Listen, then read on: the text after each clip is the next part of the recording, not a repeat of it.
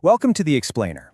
All right, let's talk about a book that's, get this, over 2,000 years old, but is still a must-read for CEOs, military generals, even football coaches. We're diving into Sun Tzu's The Art of War, and we're going to figure out exactly why. And let's just start right there with the single most powerful idea in this entire book. This one sentence completely flips what we think about winning upside down. See, it's not about crushing your opponent in a fair fight. It's about outthinking them so completely that the fight never even has to happen. So yeah, that leads to a really interesting question, doesn't it? Why are people in boardrooms and locker rooms studying a text written for ancient generals? Well, that's exactly what makes its wisdom so timeless. The lessons aren't really just about war. They're about the fundamental nature of competition itself. But to really get how this applies to, say, a product launch or a negotiation, we have to understand the philosophy it was built on all those centuries ago. Because, the battlefields might look a little different today, but human nature, that hasn't changed one bit. Okay, so let's really dig into this core idea. Sun Tzu has a name for it, supreme excellence. And honestly, this is like the black belt of strategic thinking. It's the absolute peak. So, the ultimate goal isn't just winning a fight, it's making the fight totally irrelevant. Think about it like this. A tech company builds this incredible ecosystem, apps, hardware, services, the whole shebang, so their competitors aren't beaten in some big price war. No, they can't even find a way to compete in the first place. That is winning before the battle even starts. And why is this the goal? Well, because head-to-head conflict is it's inefficient. It's a huge gamble. It burns through money, it drains your energy, and it has real costs. For Sun Tzu, an actual battle is a sign that your strategy failed.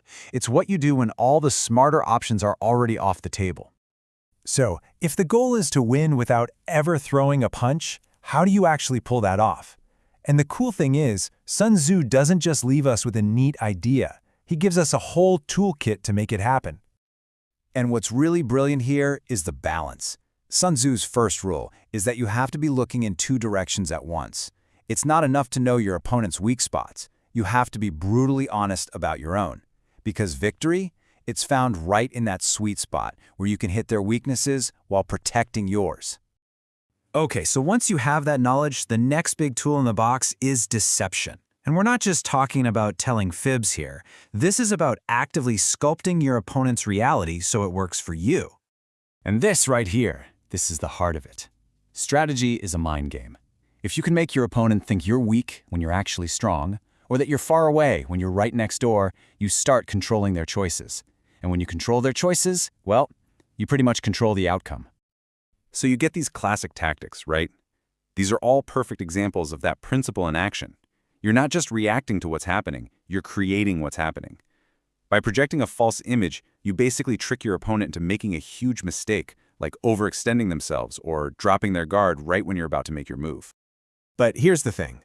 Knowledge and deception are great, but no plan ever goes exactly as you expect. So the final, crucial tool in the strategist kit is adaptability. Just think about it for a second. Water doesn't smash into a mountain. It just flows around it. A true master of strategy has to be just like that, formless, fluid.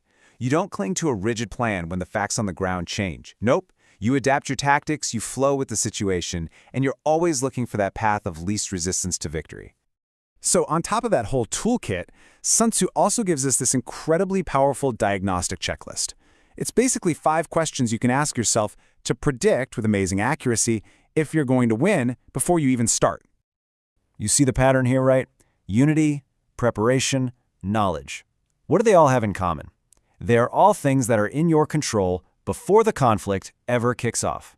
The big point Sun Tzu is making is that if you can say yes to these questions, victory isn't about luck anymore. It's just a matter of simple math. And this is where it all comes together for us today. I mean, the language might be about armies and kings, but these lessons are totally universal. Your battlefield might not have swords and shields. It's probably more like a quarterly report, a contract negotiation, or a big career move. Think about it. Every single one of these fields is a competitive arena, where your strategic position, your psychological game, and how efficiently you use your resources, that's what decides who wins. Knowing when to go all in, when to wait, how to really understand your competition, and how to stay flexible, these are the things that make winners, no matter the game. And really, that's the ultimate lesson from this incredible book. The Art of War isn't really trying to teach us how to fight better. It's teaching us how to think better. It's a challenge to look past the obvious fight and find the smarter, more elegant paths to get what you want, with the least amount of friction. So the question for you is, which one are you going to choose?